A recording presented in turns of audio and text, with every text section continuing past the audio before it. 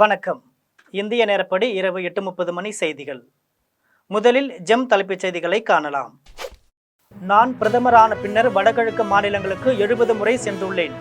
சூரிய கதிர்கள் முதலில் அருணாச்சல பிரதேசத்திற்கு வந்தாலும் வளர்ச்சியின் கதிர்கள் வர சகாப்தங்கள் ஆனது என பிரதமர் நரேந்திர மோடி உரை. பிரதமர் நரேந்திர மோடி சாத்தியமற்றதை சாத்தியமாக்குகிறார். துணை குடியரசுத் தலைவர் ராதாகிருஷ்ணன் புகழாரம். டெல்லியில் 26ஆம் தேதி காவிரி நீர் மேலாண்மை ஆணையத்தின் 44வது கூட்டம் நடைபெறுகிறது. தமிழ்நாடு, கர்நாடகம், கேரளம், புதுச்சேரி மாநிலங்களுக்கு தகவல் அனுப்பியுள்ளார் ஆணையத்தின் செயலர் டி சர்மா. எல்லா கலைகளுக்கும் சமமான இடம் கிடைக்கின்றதா, சமமான முக்கியத்துவம் கிடைக்கின்றதா என சென்னை நந்தம்பாக்கத்தில் நடைபெற்ற நிகழ்ச்சியில் கேள்வி எழுப்பினார் துணை முதலமைச்சர் உதயநிதி ஸ்டாலின். அமைச்சர் துரைமுருகனுக்கு எதிரான சொத்து குவிப்பு வழக்கில் சென்னை உயர்நீதிமன்றத்தின் உத்தரவிற்கு உச்சநீதிமன்றம் இடைக்கால தடை விதிப்பு. பாகிஸ்தானின் கைபர் மாவட்டத்தில் வெடிபொருட்கள் வெடித்ததில் 24 பேர் உயிரிழப்பு. இனி விரிவான செய்திகளை காணலாம். நான் பிரதமரான பின்னர் வடகிழக்கு மாநிலங்களுக்கு 70 முறை சென்றுள்ளேன் என்றும் சூரிய கதிர்கள் முதலில் அருணாச்சல பிரதேசத்திற்கு வந்தாலும் வளர்ச்சியின் கதிர்கள் வர சகாப்தங்கள் ஆனது என்றும் பிரதமர் நரேந்திர மோடி தெரிவித்துள்ளார். அருணாச்சல பிரதேச மாநிலத்தில் பிரதமர் நரேந்திர மோடி இன்று சுற்றுப்பயணம் மேற்கொண்டார். அங்கு ரூபாய் 5100 கோடி மதிப்பிலான பல்வேறு வளர்ச்சித் திட்டங்களை தொடங்கி வைத்த பின்னர் உரையாற்றினார். அப்போது சூரிய கதிர்கள் முதலில் அருணாச்சல பிரதேசத்திற்கு வந்தாலும் வளர்ச்சியின் கதிர்கள் வர சகாப்தங்கள் ஆனது என்றும் காங்கிரஸ் கட்சியின் சிந்தனை முழு வடகிழக்கு பகுதிக்கும் தீங்கு விளைவித்தது என்றும் அதனால் வளர்ச்சிக்கு பின்தங்கியது எனவும் நான் பிரதமரான பின்னர் 70 முறை வடகிழக்கு மாநிலங்களுக்கு சென்றுள்ளேன் எனவும் அருணாச்சல பிரதேச சூரியன் உதிக்கும் பூமி மட்டுமல்ல தேசபக்தி எழுச்சியின் பூமியும் கூட என்றும் மூவர்ண கொடியின் முதல் நிறம் காவியில் இருப்பது போல அருணாச்சல பிரதேசத்தின் முதல் நிறமும் காவிதான் எனவும் அருணாச்சல பிரதேசத்தின் மக்கள் துணிச்சல் மற்றும் அமைதியின் சின்னம் என்றும் பிரதமர் நரேந்திர மோடி தெரிவித்தார். பிரதமர் நரேந்திர மோடி சாத்தியமற்றதை சாத்தியமாக்குகிறார் என்று துணை குடியரசுத் தலைவர் ராதாகிருஷ்ணன் புகழாரம் சொற்றினார். பிரதமரின் 2 தொகுப்பு உரைகளை வெளியிடும் நிகழ்வில் துணை குடியரசுத் தலைவர் ராதாகிருஷ்ணன் பங்கேற்று உரையாற்றினார். அப்போது அமெரிக்கா இந்தியா மீது 50% கடமையை சுமத்தியிருந்தாலும் ட்ரம்ப் எப்போதும் நரேந்திர மோடியை எனது சிறந்த நண்பர் என்றுதான் கூறி வருகிறார் என்றும் அந்த சூழ்நிலையிலும் கூட நான் நரேந்திர மோடிக்கு எதிரானவன் என்று அவர் சொல்லவில்லை எனவும் நான் நரேந்திர மோடிக்கு ஆதரவாக இருக்கிறேன் என்று அவர் எப்போதும் சொல்லி வருகிறார் எனவும் ரஷ்ய அதிபர் புதினின் நெருங்கிய நண்பராக பிரதமர் நரேந்திர மோடி உள்ளார் என்றும் இதேபோல் சர்வதேச அரசியலில் வேறுபாடுகள் இருந்த போதிலும் பிரதமர் நரேந்திர மோடியுடன் ஜி ஜின்பிங் நல்ல உறவை பகிர்ந்து கொள்கிறார் என்றும் ஜி ஜின்பிங் மோடியின் நல்ல நண்பர் எனவும் தெரிவித்த அவர் பிரதமர் நரேந்திர மோடி சாத்தியமற்றதை சாத்தியமாக்குகிறார் என்று துணை குடியரசுத் தலைவர் ராதாகிருஷ்ணன் புகழாரம் சூட்டினார். டெல்லியில் 26ஆம் தேதி காவிரி நீர் மேலாண்மை ஆணையத்தின் 44வது கூட்டம் நடைபெறவுள்ளது என்று தமிழ்நாடு, கர்நாடகம், கேரளம் மற்றும் புதுச்சேரி மாநிலங்களுக்கு காவிரி நீர் மேலாண்மை ஆணையத்தின் செயலர் டி சர்மா தகவல் அனுப்பியுள்ளார். தமிழ்நாடு, கர்நாடகம் இடையேயான காவிரி நதிநீர் பங்கீட்டு பிரச்சனையை கண்காணிப்பதற்காக காவிரி மேலாண்மை ஆணையம் மற்றும் காவிரி முறைப்படுத்தும் குழுவை அமைத்து உச்சநீதிமன்றம் கடந்த 2018ஆம் ஆண்டு தீர்ப்பு வழங்கியது. இந்த 2 அமைப்புகளும் அவ்வப்போது கூடி பல்வேறு முடிவுகளை எடுத்து வருகின்றன. காவிரி நீர் மேலாண்மை ஆணையம் இதுவரை 43 முறை கூடியுள்ளது. இந்த நிலையில் காவிரி நீர் மேலாண்மை ஆணையத்தின் 44வது கூட்டம் வரும் 26ஆம் தேதி பிற்பகல் 2:30 மணிக்கு அதன் தலைவர் எஸ்.கே. ஹல்தார் தலைமையில் டெல்லி பிகாஜி காமா பிளேஸில் உள்ள MTNL கட்டிடத்தில் நடைபெற உள்ளது. இது தொடர்பாக தமிழ்நாடு, கர்நாடகம், கேரளம் மற்றும் புதுச்சேரி மாநிலங்களுக்கு காவிரி நீர் மேலாண்மை ஆணையத்தின் செயலர் டி சர்மா தகவல் அனுப்பியுள்ளார். எல்லா கலைகளுக்கும் சமமான இடம் கிடைக்கின்றதா, சமமான முக்கியத்துவம் கிடைக்கின்றதா என்று சென்னை நந்தம்பாக்கத்தில் நடைபெற்ற நிகழ்ச்சியில் துணை முதலமைச்சர் உதயநிதி ஸ்டாலின் கேள்வி எழுப்பினார். துணை முதலமைச்சர் உதயநிதி ஸ்டாலின் சென்னை நந்தம்பாக்கம் வர்த்தக மையத்தில் ஆதி திராவிடர் மற்றும் பழங்குடியினர் நலத்துறையின் சார்பில் நடைபெற்ற ஆதி திராவிடர் பழங்குடியின இளைஞர்களுக்கான ஆதி கலைக்கோள் பயிற்சி பட்டறை நிகழ்ச்சியை குத்துவிளக்கேற்றி தொடங்கி வைத்தார். முன்னதாக நிகழ்ச்சியையொட்டி அமைக்கப்பட்டிருந்த கண்காட்சியில் அரசு சமூக நீதி கல்லூரி விடுதி மாணவர்களின் ஓவியம் மற்றும் சிற்பக்கலை படைப்புகளையும் பழங்கால பாரம்பரியமிக்க இசை கருவிகளையும் பார்வையிட்டு இசைக்கலைஞர்கள் அந்த இசை கருவிகளை கொண்டு பல்வேறு விதங்களில் இசைப்பதையும் ஆர்வத்துடன் கேட்டு ரசித்தார். அதன் பின்னர் நிகழ்ச்சியில் துணை முதலமைச்சர் உதயநிதி ஸ்டாலின் உரையாற்றினார். அப்போது இசைக்கலைஞர்கள் பழம்பெரும் இசை கருவிகளை இசைத்தும் நாடக கலைஞர்கள் பொம்மலாட்டம் உள்ளிட்ட மரபு சார்ந்த கலைகளை நடத்தியதையும் பார்க்கும்போது அவர்களோடு இன்னும் கொஞ்சம் நேரம் செலவிட வேண்டும் என்ற ஈடுபாடோடு கேட்டு ரசித்தால் மேடைக்கு வருவதற்கு கொஞ்சம் தாமதமாகிவிட்டது என்று தெரிவித்தார். மேலும் இன்றைக்கு மட்டுமல்ல பல ஆயிரம் வருடங்களாக கலை என்பது மக்களுடைய வாழ்க்கையில் ஒரு முக்கியமான அங்கமாக இருந்து வருகிறது என்றும் மற்றவர்களை விட கலைக்கும் கலைஞர்களுக்கும் மதிப்பு மரியாதையும் எந்த நேரத்திலும் எந்த இடத்திலும் அதிகமாக கிடைக்கும் என்றும் குறிப்பாக நம்முடைய தமிழ்நாட்டில் அதற்கான முக்கியத்துவம் மிக அதிகம் என்று தெரிவித்த அவர் எல்லா கலைஞர்களுக்கும் சமமான இடம் கிடைக்கிறதா, சமமான முக்கியத்துவம் கிடைக்கிறதா என்று துணை முதலமைச்சர் உதயநிதி ஸ்டாலின் கேள்வி எழுப்பினார். அமைச்சர் துரைமுருகன் அவரது மனைவிக்கு எதிரான சொத்து குவிப்பு வழக்கில் சென்னை உயர்நீதிமன்றத்தின் உத்தரவிற்கு உச்சநீதிமன்ற இடைக்கால தடை விதித்துள்ளது. கடந்த 2006 முதல் 2011ஆம் ஆண்டு வரை திமுக ஆட்சி காலத்தில் வருமானத்திற்கு அதிகமாக சொத்து சேர்த்ததாக அமைச்சர் துரைமுருகன் அவரது மனைவி சாந்தகுமார் மீது கடந்த 2011இல் ஊழல் தடுப்புத்துறை காவல்துறையினர் வழக்கு பதிவு செய்தனர். இந்த வழக்கை விசாரித்த வேலூர் நீதிமன்றம் வழக்கில் இருந்து இருவரையும் விடுவித்து உத்தரவிட்டது. இதை எதிர்த்து ஊழல் தடுப்பு ஒழிப்புத்துறையின் காவல்துறையினர் தாக்கல் செய்த மேல்முறையீட்டு வழக்கை விசாரித்த உயர்நீதிமன்ற நீதிபதி வேல்முருகன் வேலூர் நீதிமன்ற உத்தரவை ரத்து செய்து வழக்கை மீண்டும் விசாரிக்க உத்தரவிட்டார். இதையடுத்து சென்னையில் உள்ள நாடாளுமன்ற உறுப்பினர்கள், சட்டமன்ற உறுப்பினர்கள் மீதான வழக்குகளை விசாரிக்கும் சிறப்பு நீதிமன்றத்திற்கு இந்த வழக்கு மாற்றப்பட்டது. கடந்த 2024ஆம் ஆண்டு பிறப்பிக்கப்பட்ட அரசாணையின்படி இந்த வழக்கின் விசாரணையை வேலூர் சிறப்பு நீதிமன்றத்திற்கு மாற்றக் கோரி அமைச்சர் துரைமுருகன் அவரது மனைவி தரப்பில் தாக்கல் செய்யப்பட்ட மனுவை தள்ளுபடி செய்த சென்னை உயர்நீதிமன்றம் இருவருக்கு எதிராக பிடி ஆணை பிறப்பித்து உத்தரவிட்டது. இந்நிலையில் துரைமுருகன் மற்றும் அவருடைய மனைவி ஆகிய இருவரையும் விடுவித்த வேலூர் நீதிமன்ற உத்தரவை ரத்து செய்த சென்னை உயர்நீதிமன்றத்தின் உத்தரவை ரத்து செய்ய கோரி உச்சநீதிமன்றத்தில் மேல்முறையீடு மனு தாக்கல் செய்யப்பட்டது. இந்த வழக்கை விசாரித்த உச்சநீதிமன்றம் சென்னை உயர்நீதிமன்றத்தின் உத்தரவிற்கு இடைக்கால தடை விதித்து ஊழல் தடுப்பு மற்றும் ஒழிப்புத்துறை காவல்துறையினர் பதிலளிக்கவும் உத்தரவிட்டுள்ளது. பாகிஸ்தானின் கைபர் மாவட்டம் எதிராக் பள்ளத்தாக்கு பகுதியில் வெடிப்பொருட்கள் வெடிக்கப்பட்ட சம்பவத்தில் பெண்கள், குழந்தைகள் உட்பட 24 பேர் உயிரிழந்தனர். பாகிஸ்தான் நாட்டில் பல்வேறு பயங்கரவாத அமைப்புடன் செயல்பட்டு வருகின்றன. இந்த பயங்கரவாத அமைப்புகள் பாதுகாப்பு படையினர் பொதுமக்கள் மீது அவ்வப்போது தாக்குதல் நடத்தி வருகின்றன. இந்த அமைப்புகளை ஒழிக்கும் நடவடிக்கையில் பாதுகாப்பு படையினர் தொடர்ந்து ஈடுபட்டு வருகின்றனர். இந்த நிலையில் பாகிஸ்தான் கைபர் பக்துவா மாகாணத்தின் கைபர் மாவட்டம் திராக் பள்ளத்தாக்கு பகுதியில் இன்று வெடிப்பொருட்கள் வெடிக்கப்பட்ட சம்பவம் அரங்கேறியது. இதில் பெண்கள், குழந்தைகள் உட்பட 24 பேர் உயிரிழந்தனர். அதேவேளையில் வெடிப்பொருட்கள் வெடிப்பு சம்பவம் பாகிஸ்தானின் தலிபான் பயங்கரவாத அமைப்பு செயல்பட்டு வரும் கட்டிடம் அருகே நடைபெற்றதாகவும் இதில் 14 பயங்கரவாதிகள் உயிரிழந்ததாகவும் தகவல் வெளியாகியுள்ளது. சென்னையிலிருந்து விமானம் மூலம் தூத்துக்குடி வந்த முன்னாள் குடியரசுத் தலைவர் ராம்நாத் கோவிந்திற்கு பாஜகவினர் பூங்கொத்து கொடுத்து உற்சாக வரவேற்பு அளித்தனர். திருநெல்வேலியில் ஜோஹோ ஐடி கம்பெனி திறப்பு விழாவில் கலந்து கொள்வதற்காக முன்னாள் குடியரசுத் தலைவர் ராம்நாத் கோவிந்த் சென்னையிலிருந்து விமானம் மூலம் தூத்துக்குடி வைகை குளம் விமான நிலையத்திற்கு வருகை தந்தார். விமான நிலையத்தில் தூத்துக்குடி மாவட்ட ஆட்சியர் இளம்பகவத் புத்தகம் கொடுத்து வரவேற்றார். அதனைத் தொடர்ந்து பாஜகவினர் பூங்கொத்து கொடுத்து உற்சாகமாக வரவேற்றனர். பின்னர் தூத்துக்குடி வாகைக்குளம் விமான நிலையத்திலிருந்து திருநெல்வேலிக்கு காரில் சாலை மார்க்கமாக ராம்நாத் கோவிந்த் சென்றார். மதுரை திருமங்கலம் தொகுதியில் மத்திய மாநில அரசு நிதியின் கீழ் நடைபெற்ற பணிகளில் முறைகேடு நடைபெற்றது தொடர்பாக புகார் அளித்தும் எந்தவித நடவடிக்கையும் எடுக்காததால் சட்டமன்ற எதிர்க்கட்சித் தலைவர் RP உதயகுமார் தனது ஆதரவாளர்களுடன் தரையில் அமர்ந்து கவன ஈர்ப்பு தர்ணா போராட்டத்தில் ஈடுபட்டார். மதுரை மாவட்டம் திருமங்கலம் தொகுதியில் மத்திய மாநில அரசின் கீழ் பல்வேறு திட்டப் பணிகள் நடைபெற்று வருகிறது. இதில் முறைகேடு நடைபெற்றதாக சட்டமன்ற எதிர்க்கட்சி துணைத் தலைவர் RP உதயகுமார் தொடர்ந்து புகார் அளித்து வருகிறார். இந்த நிலையில் மதுரை மாவட்டம் தேக்கல்லுப்பட்டி பேரூராட்சியில் உள்ள அடுகு நாச்சியார் ஊரணியில் ரூபாய் 70 லட்சம் மதிப்பீட்டில் தூர்வாரப்பட்டு சுற்றுச்சுவர் அமைக்கும் பணி கடந்த 2 மாதங்களில் நடைபெற்று முடிந்தது.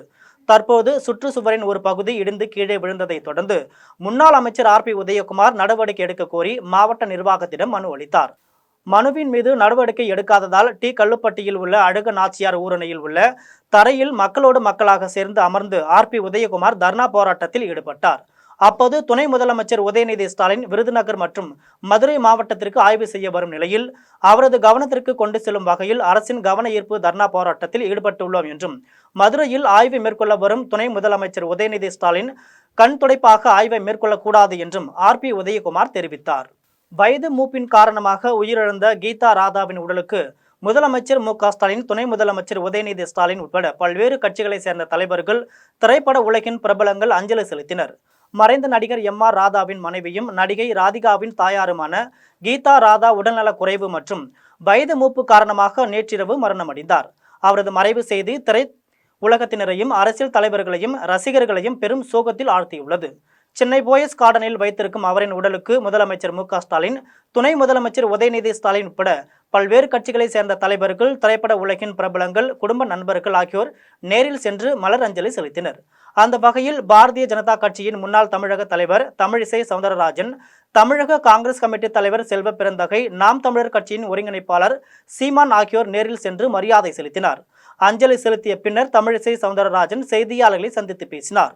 அப்போது பிரபல நடிகர் எம்.ஆர். ராதாவின் மனைவியும் பிரபல நடிகையின் தாயார் என்றாலும் கீதா ராதா ஆடம்பர வாழ்க்கை நடத்தவில்லை என்றும் முழுக்க முழுக்க தன் பிள்ளைகளுக்காக வாழ்ந்த தன்னலமற்ற தாயாக இருந்தார் என்றும், ஒரு தாயின் இழப்பு வார்த்தைகளால் விவரிக்க முடியாத வலி, அந்த துயரத்தை தாங்கும் சக்தியை இறைவன் அவரது குடும்பத்தாருக்கு அளிக்க வேண்டும் என பிரார்த்திக்கிறேன் என்றும் தமிழிசை சவுந்தரராஜன் தெரிவித்தார். ஒரு பிரபலமான நடிகரின் மனைவி, பிரபலமான நடிகர் நடிகைகளின் அம்மா.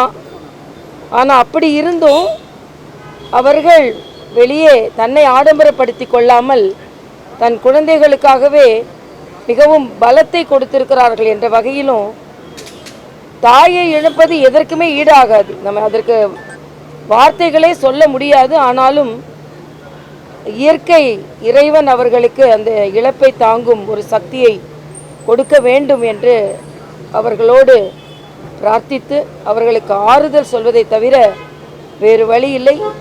அதனால் அவர்கள் ஆன்மா சாந்தியடைய இறைவனை பிரார்த்தித்து, அவர்களை இழந்து வாடும் அவர் குடும்பத்தினருக்கு அந்த இழப்பை தாங்கும் சக்தியை அளிக்க வேண்டும் என்று இறைவனை பிரார்த்தித்து, ஒரு தாய்க்கு பிள்ளைகள் செய்யும் கடமை என்பது அவர்கள் எப்படி நினைத்தார்களோ அவர்களே அதன்படி வாழ்வது தான்.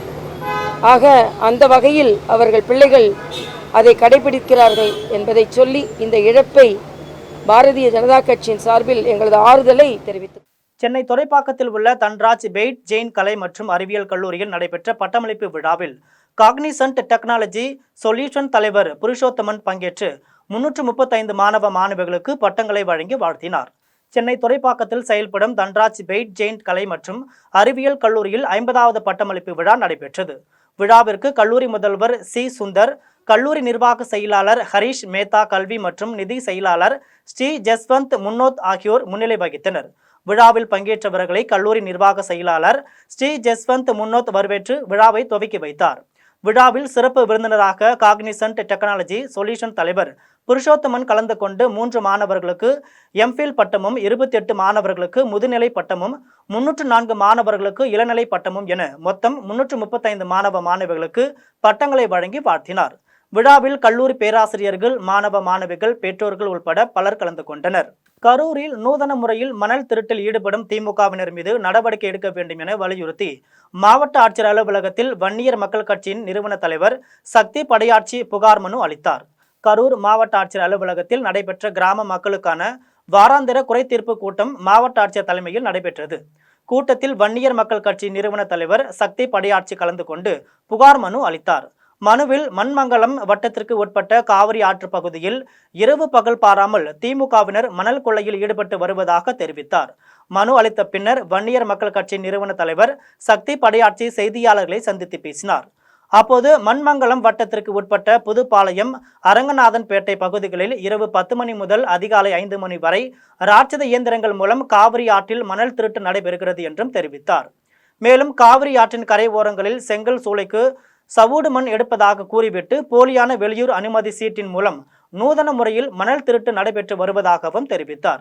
மேலும் இது குறித்து காவல் நிலையத்தில் புகார் அளிக்க சென்றால் திமுகவினர் உயிர் மாய்த்தல் செய்து விடுவதாக மிரட்டுகின்றனர் எனவும் சக்தி படையாட்சி தெரிவித்துள்ளார். மண்மங்கலம் வட்டம், நெரூர், தென்பாகம் பகுதிகளில் இரவு பகல் நேரங்களில் நடைபெற்று வரும் சட்டவிரோத மணல் கொள்ளையை தடுத்து நிறுத்த வேண்டும் என்று மாவட்ட ஆட்சியரிடம் வன்னியர் மக்கள் கட்சியின் சார்பில் கரூர் மாவட்ட வன்னியர் மக்கள் கட்சி நிர்வாகிகளுடன் இன்று மனு கொடுத்திருக்கிறோம்.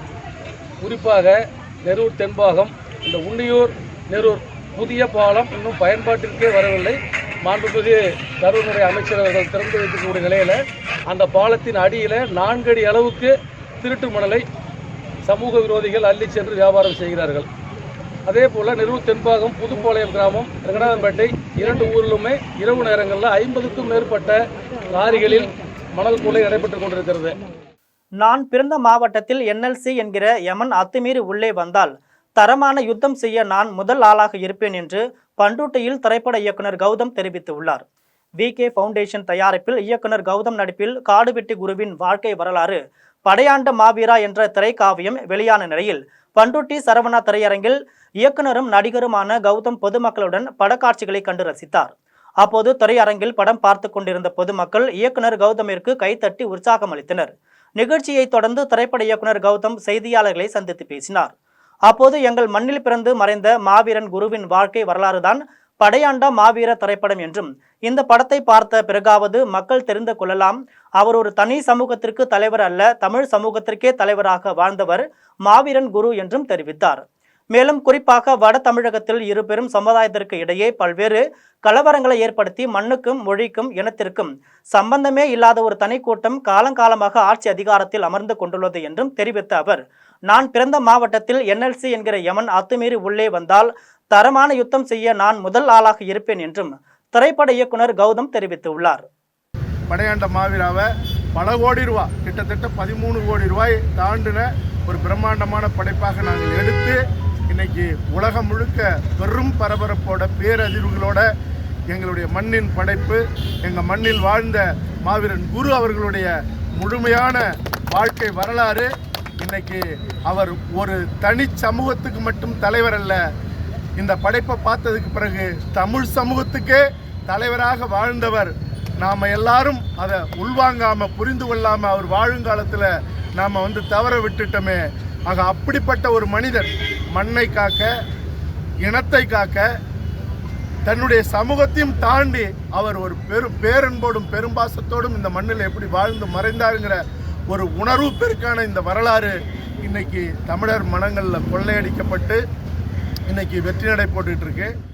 தஞ்சாவூர் கோ ஆப்டெக்ஸ் நிறுவனத்தில் தீபாவளி விற்பனையை மாவட்ட உதவி ஆட்சியாளர் கார்த்திக் ராஜா தொடங்கி வைத்தார். தமிழக அரசின் கூட்டுறவு நிறுவனமான கோ ஆப்டெக்ஸ் கடந்த 90 ஆண்டுகளாக கைத்தறி நெசவாளர்கள் உற்பத்தி செய்யும் ரகங்களை கொள்முதல் செய்து இந்தியா முழுவதும் உள்ள கோ ஆப்டெக்ஸ் நிறுவன நிலையங்கள் மூலமாக விற்பனை செய்து வருகின்றனர். இதன் மூலம் நெசவாளர்கள் தொடர்ந்து வேலைவாய்ப்பை பெற்று வருகின்றனர். இந்த சிறப்பான பணியை கோ ஆப்டெக்ஸ் நிறுவனம் மேற்கொண்டு நெசவாளர்களுக்கு பேருதவி புரிந்து வருகிறது. அதன்படி தஞ்சாவூர் வைரம் கோ ஆப்டெக்ஸ் விற்பனை நிலையத்தில் 2025ஆம் ஆண்டிற்கான தீபாவளி சிறப்பு தள்ளுபடி முதல் விற்பனையை மாவட்ட உதவி ஆட்சியர் கார்த்திக் ராஜா குத்துவிளக்கு ஏற்றி வைத்து துவக்கி வைத்தார். கோ ஆப்டெக்ஸ் நிறுவனத்தில் காஞ்சிபுரம், சேலம், ஆரணி, திருவனந்தபுரம் போன்ற பகுதிகளில் நெசவாளர்கள் உற்பத்தி செய்த பட்டு சேலைகள், கோவை கோரா காட்டன் சேலைகள், கூரை நாடு சேலைகள் மற்றும் போர்வைகள், படுக்கை விரிப்புகள் விற்பனைக்காக காட்சிப்படுத்தப்பட்டுள்ளது. இந்த ஆண்டு ரூபாய் 2,30,00,000க்கு இலக்கு நிர்ணயிக்கப்பட்டு விற்பனையை தமிழக அரசு தொடங்கியுள்ளது. மேலும் www.cooptex.gov.in என்ற இணையதளத்திலும் வாடிக்கையாளர்கள் ரகங்களை தேர்வு செய்யலாம் என தெரிவிக்கப்பட்டுள்ளது. குடியாத்தம் அடுத்த கொல்லிப்பள்ளி கிராமத்தில் நபிகள் நாயகம் பிறந்தநாள் விழாவையொட்டி சிறப்பு சொற்பொழிவு நடைபெற்றது. வேலூர் மாவட்டம் குடியாத்தம் அடுத்த கொல்லிப்பள்ளி கிராமத்தில் உருது பள்ளியில் நபிகள் நாயகத்தின் பிறந்தநாளையொட்டி சிறப்பு சொற்பொழிவு நிகழ்ச்சி நடைபெற்றது. நிகழ்ச்சியில் குடியாத்தம் முகமாத்தியா உருது பள்ளியின் ஆசிரியர் ஜஹ்ரத் பரிதுத்தீன் சாஹிப் கலந்து கொண்டு நபிகள் நாயகத்தின் வாழ்க்கை வரலாறு மற்றும் நெறிமுறைகள் கடைபிடித்தல் குறித்து சொற்பொழிவாற்றினார். அதனைத் தொடர்ந்து உலக அமைதி பெற்று ஒற்றுமை ஓங்கவும் அனைவரும் நோய் நொடியின்றி வாழ்வதற்கு சிறப்பு துவா நடைபெற்றது. இதில் பேராசிரியர் காதர் சாஹிப், மருத்துவர் ஆரிப் ஹயாத் பாஷா உட்பட ஏராளமான இஸ்லாமியர்கள் கலந்து கொண்டனர். நிகழ்ச்சியில் கலந்து கொண்டு அனைவருக்கும் பிரியாணி வழங்கப்பட்டது. கும்பகோணத்தில் நடைபெற்ற தமிழ்நாடு தவ்ஹீத் ஜமாத்தின் கூட்டத்தில் இஸ்லாமியர்களுக்கான 3.5% இடஒதுக்கீட்டை 7% அதிகரிக்க வேண்டும் என்பன உள்ளிட்ட பல்வேறு தீர்மானங்கள் நிறைவேற்றப்பட்டது. தமிழ்நாடு தவ்ஹீத் ஜமாத்தின் தஞ்சை வடக்கு மாவட்டத்தின் சார்பில் 20வது மாவட்ட பொதுக்குழு கூட்டம் கும்பகோணத்தில் மாநில பொதுச் செயலாளர் முஜிருக்பான் முன்னிலையில் நடைபெற்றது. கூட்டத்தில் 200க்கும் மேற்பட்ட பொதுக்குழு உறுப்பினர்கள், கிளை நிர்வாகிகள் மற்றும் மாவட்ட பேச்சாளர்கள் கலந்து கொண்டனர். கூட்டத்தில் உச்சநீதிமன்ற தலைமை நீதிபதி அமர்வு சமீபத்தில் வழங்கியுள்ள இடைக்கால உத்தரவில் வக்பு வாரிய திருத்த சட்டத்தை நிறுத்தி வைக்க முகாந்திரம் இல்லை என தெரிவித்துள்ளது எனவும், அதே நேரத்தில் ஒரு சில பிரிவுகளை மட்டும் நடைமுறைப்படுத்துவதற்கு தடை விதித்துள்ளனர் எனவும், இஸ்லாமியர் அல்லாதவர்கள் வக்பு வாரியத்தில் உறுப்பினர்கள் ஆகலாம் எனும் பிரிவை அனுமதிப்பதன் மூலம் இதே நடைமுறையை இந்து அறநிலையத்துறையிலும் நடைமுறைப்படுத்த சட்டம் அனுமதிக்குமா என்ற கேள்வி எழுவதாக தவ்ஹீத் ஜமாத்தின் மாநில பொதுச் செயலாளர் தெரிவித்துள்ளார்.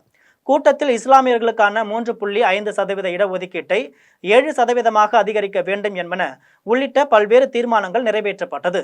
பண்ருட்டியில் கட்டிட தொழிலாளியை உயிர் மாய்த்தல் செய்து உடலில் கல்லை கட்டி குளத்தில் வீசிய குற்றவாளிகள் 2வரை காவல்துறையினர் கைது செய்தனர். கடலூர் மாவட்டம் பண்ருட்டி அடுத்த கட்டியம்பாளையத்தில் உள்ள சொக்கநாதர் குளத்தில் கடந்த 18ஆம் தேதி காசிநாதனின் மகன் கார்த்திகேயன் என்பவர் இரத்த காயங்களுடன் இறந்த நிலையில் சடலமாக மிதந்தார். இதனை அறிந்த மனைவி மாலதி புதுப்பேட்டை காவல் நிலையத்தில் புகார் அளித்தார்.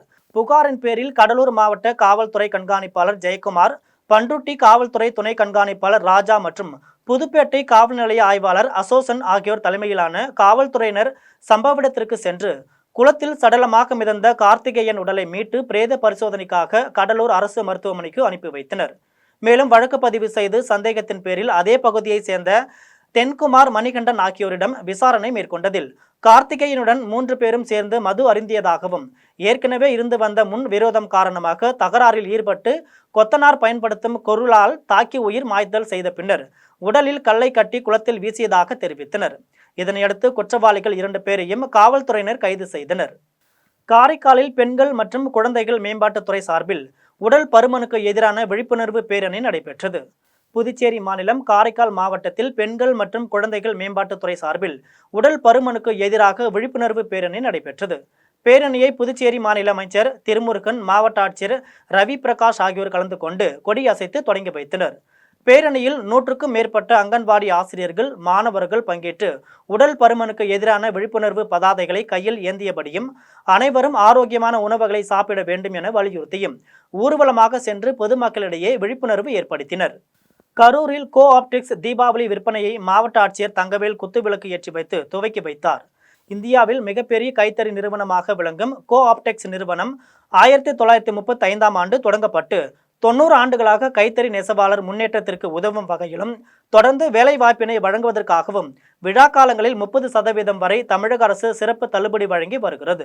அந்த வகையில் இந்த ஆண்டு தீபாவளி பண்டிகையை முன்னிட்டு கரூரில் தீபாவளி விற்பனை தொடக்க நிகழ்ச்சியில் மாவட்ட ஆட்சியர் தங்கவேல் பங்கேற்று ரூபாய் 3700க்கும் தனது குடும்பத்தினருக்கு தேவையான சேலை, சட்டை, வேஷ்டி உள்ளிட்டவற்றை வாங்கிக் கொண்டு முதல் விற்பனையை தொடங்கி வைத்தார்.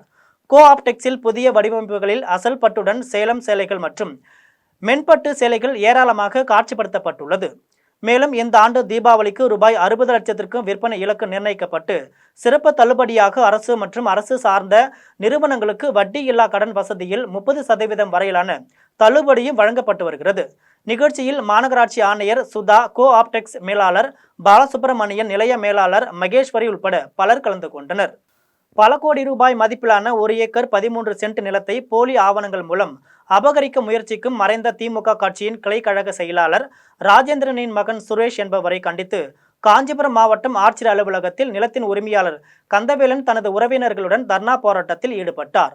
காஞ்சிபுரம் மாவட்டம் திருமங்கலம் பகுதியைச் சேர்ந்த ஏழுமலையின் மகன் கந்தவேலன் என்பவருக்கு சுங்குவார் சத்திரம் கடைவீதியில் பல கோடி ரூபாய் மதிப்பீட்டில் 1 ஏக்கர் 13 சென்ட் நிலம் உள்ளது.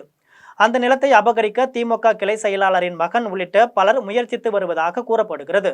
ஏற்கனவே கந்தவேலன் நிலத்திற்கு ஸ்ரீபெரும்புத்தூர் ஜி.கே. நாயுடு நகரை சேர்ந்த ரியல் எஸ்டேட் தொழிலில் ஈடுபட்டு வந்த வெங்கடநாராயணன் என்பவர் போலி ஆவணம் தயாரித்து வரைபடத்தினை மாற்றி பொது அதிகாரம் மற்றும் நிலம் விற்பனை செய்த வழக்கில் கைது செய்யப்பட்டு சிறையில் அடைக்கப்பட்டார். இந்த நிலையில் சந்தவேலூர் ஊராட்சியில் மறைந்த திமுக கட்சியின் கிளை கழக செயலாளர் ராஜேந்திரனின் மகன் சுரேஷ் என்பவர் போலி ஆவணங்களை தயார் செய்து நிலத்தினை அபகரிக்க முயற்சி செய்வதால் கந்தவேலன் தன்னுடைய இடத்திற்கு பட்டா கேட்டு மாவட்ட நிர்வாகம், வருவாய்த்துறை, தாலுகா அலுவலகம் போன்றவற்றில் தொடர்ந்து மனு அளித்து வந்தார். இதனையடுத்து மாவட்ட குற்றப்பிரிவில் அளிக்கப்பட்ட புகாரின் விசாரணையில் இந்த இடம் கந்தவேலனுக்கு சொந்தமானது என உறுதிப்படுத்தப்பட்டது. இதேபோன்று வருவாய் கோட்டாட்சியர் அலுவலகம் மற்றும் ஸ்ரீபெரும்புத்தூர் குற்றவியல் நீதிமன்றம் கந்தவேலனுக்கு சொந்தமான இடம் என உறுதிப்படுத்தியது. இந்த நிலையில் போலி ஆவணங்களை தயாரித்து தனது நிலத்தை விற்பனை செய்ய முயற்சித்து வரும் மறைந்த திமுக கட்சியின் கிளை கழக செயலாளர் ராஜேந்திரனின் மகன் சுரேஷ் மீது நடவடிக்கை எடுக்க வேண்டும் என வலியுறுத்தியும் பட்டா கொடுக்காமல் இழுத்தடிக்கும் வருவாய்த்துறையினரை கண்டித்தும் மாவட்ட ஆட்சியர் அலுவலகத்தின் உள்ளே மக்கள் நல்லுறவு மையத்தின் வாசலில் நிலத்தின் உரிமையாளர் கந்தவேலன் தன்னுடைய உறவினர்களுடன் தர்ணா போராட்டத்தில் ஈடுபட்டார். இது தொடர்பாக கந்தவேலன் செய்தியாளர்களிடம் தெரிவிக்கையில், 4 பிரேக்கப்பை விற்கிறாருங்க. 1 ஏக்கர் 13 சென்ட் லூர்து சாமிக்கும், 7.5 சென்ட் ஒரு பாத்திமா பீவிக்கும், 80 சென்ட் லூர்து சாமி என்பவருக்கும் 58 சென்ட் எனது தகப்பனாருக்கு நேரடியாக விற்கிறாருங்க. எனது தகப்பனாருக்கு நேரடியாக விற்கிற 58 சென்ட்டை 4 வருஷம் கடந்து 76ல் கரையம் கொடுத்த நபரே தனிச்சாக ரத்து எழுதிக்கிறாருங்க.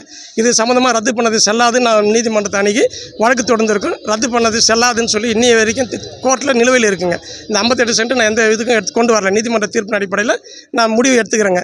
இப்படி முறையாக வாங்கின 1 ஏக்கர் 13 சென்ட் சொத்தில் எனது தகப்பனார் கிரையம் கொடுத்தது போக மீதி உள்ள சொத்துக்கு பட்டா கேட்டு வட்டாட்சியர் அலுவலகத்தில் நான் மனு கொடுத்துட்ருக்கேன். என் மனுவுக்கு திருவனந்தபுரம் வட்டாட்சியர் அலுவலகத்தில் தவறான உத்தரவு ஒன்று பிறப்பிக்கிறாங்க. என்னென்னு சொல்கிறாங்கன்னா, ரயானுக்கு 273 சென்ட் இருக்கிறதாகவும் அதில் 113 மட்டுமே உங்கள் அப்பா லூர்து மாரிக்கிட்டேருந்து வாங்கினதாகவும் மீதி 1 ஏக்கர் 60 சென்ட் ரயானுக்கு உரிமை உள்ளதுன்னு ஒரு உத்தரவு பிறப்பிக்கிறாங்க. இந்த தவறான உத்தரவை பேஸ் பண்ணி வெங்கட் நாராயணன் என்ற ஸ்ரீபுரந்தூரை சேர்ந்த வெங்கட் நாராயணன் என்றவர் நாகப்பட்டினம் SRO ஆஃபீஸில் போய்ட்டு 2 ஐட்டத்துக்கு பவர் வாங்கிட்டு வராருங்க. 67 சென்ட்டுக்கு ஒன்று, 78 சென்ட்டுக்கு ஒன்று. இப்படி பவர் வாங்கிட்டு வந்த சொத்தை ஒரு 10 பேர் கிரையம் கொடுக்குறாரு. அதில் 1 ஏக்கர் திருப்பூர் சந்தவலூர் கிராமத்தை சேர்ந்த ராஜேந்திரன், திமுக கிளை செயலாளர் ராஜேந்திரன் அவர் கிரையம் வாங்குறாருங்க. இப்படி கிரையம் வாங்கிட்டு என்னுடைய சொத்து, நான் முறையாக வாங்கின சொத்தை டிஸ்டர்ப் பண்ணுறாங்க. நான் இதை என்ன எதுன்னு விசாரித்து மாவட்ட குற்றப்பிரிவில் தவறு பண்ணியிருக்காங்கன்னு தெரிஞ்சு மாவட்ட குற்றப்பிரிவு. மத்திய மாநில அரசுகள் தொழிற்சங்க சட்டங்களை சீரழிக்க நிறைவேற்றப்பட்ட 4 தொகுப்புகளை உடனே திரும்ப பெற வேண்டும் என வலியுறுத்தி காஞ்சிபுரத்தில் பல்வேறு தொழிற்சங்கத்தினர் கண்டன ஆர்ப்பாட்டத்தில் ஈடுபட்டனர். காஞ்சிபுரம் மாநகராட்சியில் தொழிலாளர் முன்னேற்ற சங்கம், AIUTC, இடதுசாரி தொழிற்சங்கங்கள் ஆகியவை இணைந்து மத்திய அரசின் மக்கள் தொழிலாளர் விரோத போக்கை கண்டித்து கண்டன ஆர்ப்பாட்டத்தில் ஈடுபட்டனர். அப்போது நூற்றாண்டுகள் போராடி பெற்ற தொழிற்சங்க சட்டங்களை சீரழிக்க நிறைவேற்றப்பட்ட 4 தொகுப்புகளை உடனே திரும்ப பெற வேண்டும், மத்திய அரசு நிறுவனங்களை தனியாரிடம் ஒப்படைப்பதை கைவிட வேண்டும், போக்குவரத்து தொழிலாளர்களுக்கு பழைய ஓய்வூதிய திட்டத்தை அமல்படுத்த வேண்டும் என்பன உள்ளிட்ட பல்வேறு கோரிக்கைகளை வலியுறுத்தி கண்டன கோஷங்களை எழுப்பினர். ஆர்ப்பாட்டத்தில் தொழிலாளர் முன்னேற்ற சங்க பேரவையின் பொன்னுராம், இளங்கோவன், சுந்தரவர்தன், அரசு, K. ரவி, போக்குவரத்து கழக தொழிலாளர் முன்னேற்றம் சங்க தலைவர் ராமலிங்கம், AITUC மூர்த்தி, ஜானகிராமன், வெங்கடேசன், புகழேந்தி, ஜெயராமன், செயலாளர் திருநாவுக்கரசு, உதயபாஸ்கர், நாத்திகம், நாகராஜன், வீரபத்திரன் மற்றும் டாஸ்மாக் தொழிலாளர் முன்னேற்ற சங்க வரதன், பாஸ்கர், உதயபாஸ்கர் உட்பட பலர் கலந்து கொண்டனர். ஆர்ப்பாட்டத்தின் முடிவில் K. ரவி நன்றி தெரிவித்தார். இன்று இந்தியா முழுவதும் கருப்பு தினம் என்ற ஒரு இன்று தேதியை விவசாயிகள் இன்று கொல்லப்பட்டிருக்கிறார்கள். தொழிலாளர் சட்டம் மாற்றப்பட்டு தவறான முறையில் 4 தொகுப்புகளாக மாற்றியிருக்கிறார்கள். அதே போல் மோடியின் அரசை பொறுத்தளவுக்கு அனைத்தும் தனியார், விமான நிலையம் தனியார், ரயில்வே துறை தனியார், கப்பல் தனியார், அதே போல் காடுகள், மலைகள், கடல் அத்தனையும் தனியார் என்பதை நாம் ஏற்றுக்கொள்ள முடியாது. பொதுத்துறைகளை அனைத்தையும் தனியாருக்கு விற்பதை நாம் ஏற்றுக்கொள்ள முடியாது. அதே போல் பொதுத்துறையை பாதுகாக்கவும், விவசாயிகளை பாதுகாக்கவும், தொழிலாளர்களை பாதுகாக்கவும் ஒன்று சேர்ந்து LPF, AITUC, INTUC, CITU அனைத்து தொழிற்சங்கங்களை ஒருங்கிணைத்து தமிழகத்திலே இன்று மிக பெரிய அளவிலே இந்த எதிர்ப்பை தெரிவித்துக் கொள்கிறோம், கருப்பு தினமாக என்று கூறி முடிக்கிறேன். வணக்கம். பாஜக வாக்கு திருட்டு மோசடி குறித்து பொதுமக்களிடையே விழிப்புணர்வு ஏற்படுத்தும் வகையில் கோவையில் காங்கிரஸ் கட்சியின் மனித உரிமைத்துறையினர் பொதுமக்களிடையே கையெழுத்து பெறும் இயக்கத்தில் ஈடுபட்டனர். நாடாளுமன்ற எதிர்க்கட்சி தலைவர் ராகுல் காந்தி நாடு முழுவதும் வாக்கு மோசடி குறித்தும் பாஜகவின் மோடி ஆட்சியை தூக்கி எறிய வாக்கு மோசடியின் ஆதாரங்களுடன் மக்களிடம் சென்று ஆதரவு திரட்டி வருகிறார். அதன் தொடர்ச்சியாக வாக்கு மோசடி பற்றி மக்கள் தெரிந்து கொள்ளவும் இந்திய தேர்தல் ஆணையம் 5 கோரிக்கைகளை நிறைவேற்றவும் தமிழகத்தில் 2 கோடி கையெழுத்துக்கள் பெறும் லட்சியத்தை அனைத்து மாவட்டங்களிலும் வாக்கு திருட்டு விழிப்புணர்வு பிரச்சார கையெழுத்து பெறும் பணியை காங்கிரஸ் கட்சியினர் துவக்கி வைத்துள்ளனர். அதன்படி கோவையில் காங்கிரஸ் கட்சியின் மனித உரிமைத்துறையின் சார்பில் புல்லுக்காடு பகுதியில் நடைபெற்ற கையெழுத்து இயக்கத்தை கோவை மாநகர காங்கிரஸ் கட்சி தலைவர் விஜயகுமார் துவக்கி வைத்தார். இமயம் ரஹமத்துல்லா தலைமையில் நடைபெற்ற கையெழுத்து இயக்கத்தில் கோவை செல்வம், கோட்டை இஸ்லாமின் சங்கோலி, சம்சுதீன், ஜமீல், ஆட்டோ இப்ராஹிம், பர்கத் ராஜன், ஷாஜகான், அமான், உசேன் உட்பட பலர் கலந்து கொண்டனர். திண்டிவனம் அருகே 5 கிலோ கஞ்சா கடத்தலில் ஈடுபட்ட 7 இளைஞர்களை வெள்ளிமேடு பேட்டை காவல்துறையினர் கைது செய்து 5 கிலோ கஞ்சா மற்றும் ஒரு இருசக்கர வாகனம், 4 செல்போன்களை பறிமுதல் செய்தனர். வெள்ளிமேடுபேட்டை பேருந்து நிறுத்தம் அருகே உதவி ஆய்வாளர் சண்முகம் தலைமையிலான காவல்துறையினர் வாகன தணிக்கையில் ஈடுபட்டிருந்தனர். அப்போது அவ்வழியாக இருசக்கர வாகனத்தில் வந்த 3 இளைஞர்களை நிறுத்தி காவல்துறையினர் சோதனை செய்தனர். சோதனையின் போது இளைஞர்கள் கஞ்சா கடத்தி வருவது தெரிய வரவே 3 இளைஞர்களையும் வெள்ளிமேடுபேட்டை காவல் நிலையம் அழைத்து சென்று விசாரணை செய்த போது 7 இளைஞர்கள் இணைந்து கஞ்சா கடத்தலில் ஈடுபட்டது தெரிய வந்தது. இதனையடுத்து வந்தவாசி சு காட்டேரியை சேர்ந்த கவியரசு, சரத், சதீஷ், விழுப்புரம் ஜிஆர்பி தெருவை சேர்ந்த ரகுபதி, வெள்ளிமேடுபேட்டையை சேர்ந்த குபேந்திரன், திண்டிவனம் கீழ்மலையனூர் பகுதியை சேர்ந்த வில்சன், வெங்கடேசன் ஆகிய 7 பேரையும் காவல்துறையினர் கைது செய்து அவர்களிடமிருந்து 5 கிலோ கஞ்சாவையும் 2 சக்கர வாகனத்தையும் 4 செல்போன்களையும் பறிமுதல் செய்தனர். வருவாய்த்துறை அதிகாரிகளிடம் பலமுறை வீட்டுமனை பட்டா கேட்டு மனு அளித்த நிலையில் பட்டா வழங்காததால் சாகும் வரை உண்ணாவிரதம் இருப்பதாக எழுதிய பதாதையை கையில் ஏந்தியபடி விழுப்புரம் மாவட்டம் ஆட்சியர் அலுவலகத்தில் முதியவர் போராட்டத்தில் ஈடுபட்டார். விழுப்புரம் மாவட்டம் விக்கிரவாண்டி அடுத்த திருவந்திபுரம் கிராமத்தை சேர்ந்த ஆதரவற்ற முதியவர் ராஜேந்திரன் என்பவர் கடந்த 7 ஆண்டுகளாக வீட்டுமனை பட்டா கோரி மாவட்ட ஆட்சியர் அலுவலகம் மற்றும் பல்வேறு இடங்களில் பலமுறை மனு அளித்தும் எந்தவித நடவடிக்கையும் எடுக்கப்படவில்லை என கூறி விழுப்புரம் மாவட்ட ஆட்சியர் அலுவலகம் முன்பு தரையில் அமர்ந்து முதியவர் சாகும் வரை நீதி கேட்டு போராடுவேன் என எழுதிய பதாகையை கையில் ஏந்தியபடி போராட்டத்தில் ஈடுபட்டார். இதனைத் தொடர்ந்து பாதுகாப்பு பணியில் இருந்த காவல்துறையினர் முதியவரிடம் சமாதான பேச்சுவார்த்தையில் ஈடுபட்டனர். மேலும் இது குறித்து சம்பந்தப்பட்ட அதிகாரிகளுக்கு தகவல் தெரிவித்ததை அடுத்து மாவட்ட ஆட்சியர் ராஜேந்திரனை நேரில் அழைத்து விசாரணை நடத்தினர். அதன் பின்னர் உடனடியாக வீட்டுமனை பட்டா வழங்கப்படும் என மாவட்ட ஆட்சியர் உறுதியளித்ததை அடுத்து முதியவர் தனது போராட்டத்தை கைவிட்டு சென்றார். விழுப்புரம் நகர பகுதியான பூந்தோட்டத்தில் குரங்குகள் அட்டகாசத்தை கட்டுப்படுத்த மாவட்ட நிர்வாகம் உடனடியாக குரங்குகளை பிடித்து வனப்பகுதிகளில் விட வேண்டும் என பொதுமக்கள் மற்றும் சமூக ஆர்வலர்கள் கோரிக்கை விடுத்துள்ளனர். விழுப்புரம் நகர பகுதியான பூந்தோட்ட பகுதியில் கடந்த சில வாரங்களாக 50க்கும் மேற்பட்ட குரங்குகள் சுற்றி திரிகின்றன. சுற்றி திரியும் குரங்குகள் வீடுகள், கடைகள், சாலைகள் என அனைத்து இடங்களுக்கும் சென்று அட்டகாசம் செய்து பொதுமக்களை அச்சுறுத்தி வருகின்றன.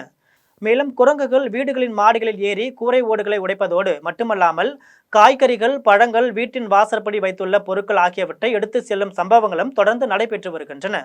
இந்த நிலையில் பூந்தோட்ட பகுதியில் தினசரி வேலைக்கு செல்லும் தொழிலாளர்கள், பள்ளி மாணவர்கள், வியாபாரிகள் ஆகியோருக்கு குரங்குகளின் அட்டகாசம் தலைவலியை ஏற்படுத்தியுள்ளது. இந்த நிலையில் பூந்தோட்ட பகுதியில் வசிக்கும் மக்கள் குரங்குகள் அட்டகாசத்தை கட்டுப்படுத்த மாவட்ட நிர்வாகம் உடனடியாக குரங்குகளை பிடித்து வனப்பகுதிகளில் விட வேண்டும் என பொதுமக்கள் மற்றும் சமூக ஆர்வலர்கள் கோரிக்கை விடுத்துள்ளனர். மீண்டும் ஜெம் தலைப்புச் செய்திகள். நான் பிரதமரான பின்னர் வடகிழக்கு மாநிலங்களுக்கு 70 முறை சென்றுள்ளேன். சூரிய கதிர்கள் முதலில் அருணாச்சல பிரதேசத்திற்கு வந்தாலும் வளர்ச்சியின் கதிர்கள் வர சகாப்தங்கள் ஆனது என பிரதமர் நரேந்திர மோடி உரை. பிரதமர் நரேந்திர மோடி சாத்தியமற்றதை சாத்தியமாக்குகிறார். துணை குடியரசுத் தலைவர் ராதாகிருஷ்ணன் புகழாரம். டெல்லியில் 26ஆம் தேதி காவிரி நீர் மேலாண்மை ஆணையத்தின் 44வது கூட்டம் நடைபெறுகிறது.